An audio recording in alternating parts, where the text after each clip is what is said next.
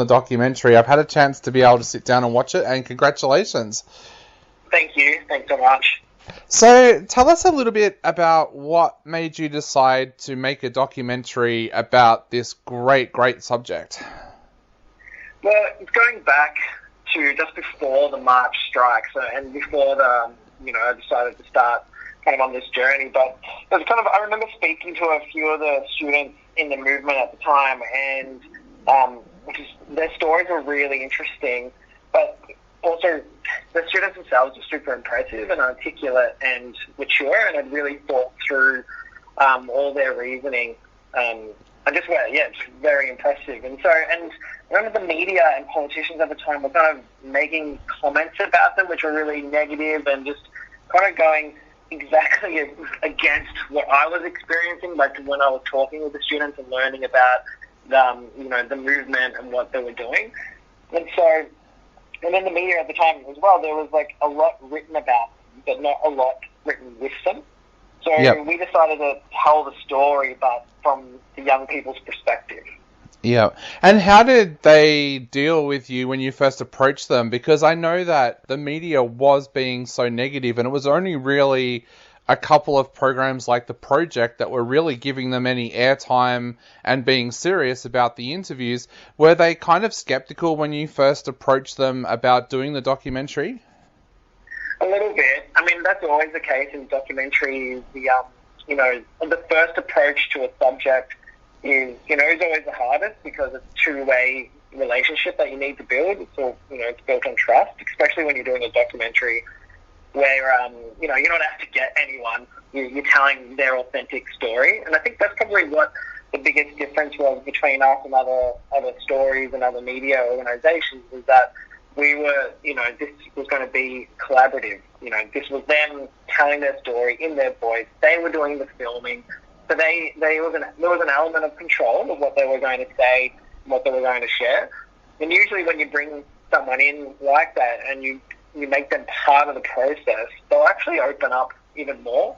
And we found that, their video diaries were really, really honest and authentic and real and raw, and, we could really work with them on that. But, I also spoke to, people in the media, people at, different organizations who were connected to the school strike, the climate movement. So I didn't kind of just go to the students directly. I built up some relationships first to kind of, basically prove the credibility of what we were trying to do. Yeah.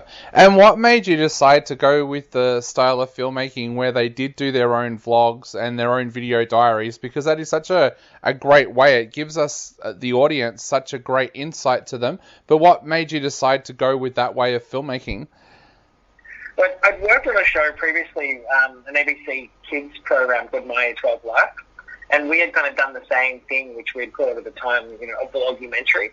And so, what we learned out of that was, that young people, especially young people today, are really apt at recording and telling their own stories. They use video apps all the time, so they're very comfortable doing that. But it was also a case of, sometimes, if it's just someone in their camera and they're just telling their personal, they're just doing a personal video diary, rather than having a whole camera crew in there, especially as a young person, you can get that kind of more personal story. And I just felt what was missing in the whole climate storytelling at the time was, authentic storytelling from the young people. And so rather than bringing in a bunch of adults to film their story and to tell them, stand over here and we'll put the camera over here, we wanted to make them part of it by, using video blogs and having them film their own video diaries without direction and our help. We were able to do it collaboratively and get probably some story that we wouldn't have been able to do if we had kind of turned up with a full camera crew. Yeah. What was the one thing that really surprised you about these students when you got to work with them? Was there something that really stood out that really surprised you that you didn't expect? I guess it came quite early. It was just the level of articulation and intelligence, and how much they had thought through everything. Their answers were, were really thought through. They're very mature, and they were really connected, across the world. And I guess, I'm not too old, but I'm older than them. And I guess, when I was growing up, we didn't have that instant connection with what was going on around the world, or in the news cycle. We were kind of limited. But young people today, they're communicating and organising these incredible events all across the country, from their phones and from their home, and just their ability and skill to do that was just very, very impressive. Yeah. Now, how do you feel as a filmmaker that your documentary is being screened as part of the Transitions Film Festival? Does that make you feel proud? How do you feel? Yeah, it was a festival I love, and so it was one of the ones that was on the top of the list when we were looking at the festival strategy. And so to be selected is really exciting and really awesome, and it's so great to sit with other films of that nature in that festival. Yeah, we would love to be doing it in person, but we'll take the next best thing, which is virtual. Yeah, I was going to ask that. Does that actually kind of widen the audience for you in a sense? Because a lot more people can go to the festival that might not normally be able to go to the festival because they can watch it online. Completely. It opens up a whole, a much larger audience and a different experience. And there's definitely lots of advantages to that because, anyone across Australia can grab a ticket and get along now. Yeah.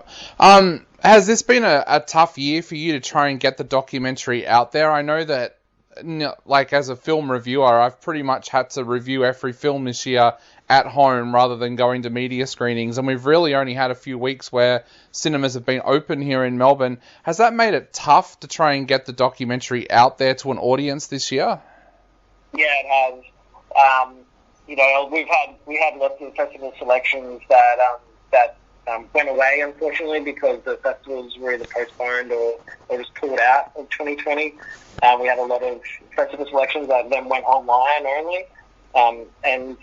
And I think, for some of the smaller festivals, we kind of rely on people turning up and being physically present and that kind of networking environment of people together.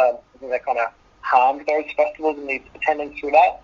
But it's opened up other avenues too. There are a lot of festivals that by going online, they're actually selecting films that they may not have selected previously, especially for a duration. Yeah. Youth on Strike fits in a duration that can be sometimes tough to screen at a physical event because it's not quite the full 90. It's not quite 90 minutes, and it's not quite a short film.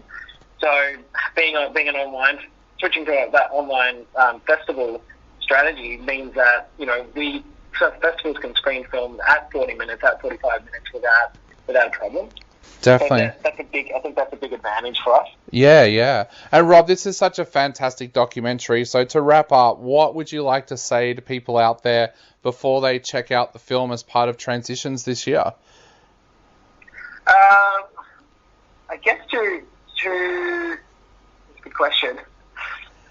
I guess it's more, the film's made to make sure that young people's voice is heard, not just in the climate change debate, and everything that's going on with that, but just in general, we're young people are really, especially this generation, are very different from previous generations, and they're facing some fairly long-arching issues like climate change, like COVID, and the economics around that as well. And they aren't included in the conversation as much as they should be. And so I think, I hope people can watch this film and realise, A, they should be included and we should include them more, but B, there is a lot of negativity out there around the world, but I hope that this film can give people some positive feelings about the future, because I feel like this next generation is a bit of a powerhouse generation, and I think they are going to inspire a lot of people to take action and make the world a better place. Definitely. Well, mate, again, congratulations on such an amazing documentary, and we can't wait to see what you do next as a filmmaker. But congratulations for now, and thank you so much for chatting to us today. Thanks so much for that. Not a problem, mate. You have a great night.